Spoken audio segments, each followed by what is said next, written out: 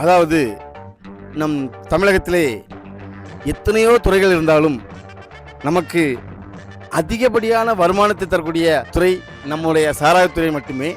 கடந்த ஆண்டு 438 கோடிக்கு விற்பனை செய்து சாதனை படைத்த மது விற்பனை இந்த ஆண்டு தீபாவளி விற்பனை 800 கோடிக்கு, ஏறக்குறைய 786 கோடிக்கு விற்பனை செய்து தமிழக அரசுக்கு நல்ல வருமானத்தை ஈட்டி தந்துள்ளது. அந்த துறையினருக்கு தமிழக அரசின் நெஞ்சார்ந்த மனமார்ந்த நன்றியை தெரிவித்துக் கொண்டு, அதிகப்படியான சரக்கு விற்ற மதுபான கடை மேலாளருக்கு செங்கோல் வழங்கி கௌரவிக்கிறோம். ஏனென்றால் ஐயா வாங்க, மேலும் அவர் மென்மேலும் இன்னும் நிறைய குடிகாரர்களை உருவாக்கி சாதனை படைக்க வேண்டும் என்று அரசு கேட்டுக்கொள்கிறது.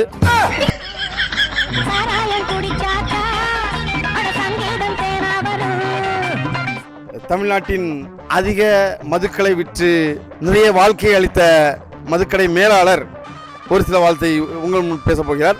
ஐயா பேசுங்க. ஐயா என்ன ரொம்ப பாராட்டினாரு. இந்த பாராட்டெல்லாம் எனக்கு கொஞ்சம் கிடையாது, எல்லாமே உங்களை தான் சாரும்.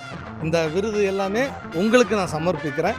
இந்த ஆண்டை விட அடுத்த ஆண்டு நிறைய குடித்து நிறைய குடிமக்கள் உருவாகணுங்கிறது என்னோட ஆசை. அடுத்த ஆண்டும் அந்த அவார்டு எனக்கு கிடைக்கணும்னு நான் உங்களை வேண்டி விரும்பி கேட்டுக்கொள்கிறேன்.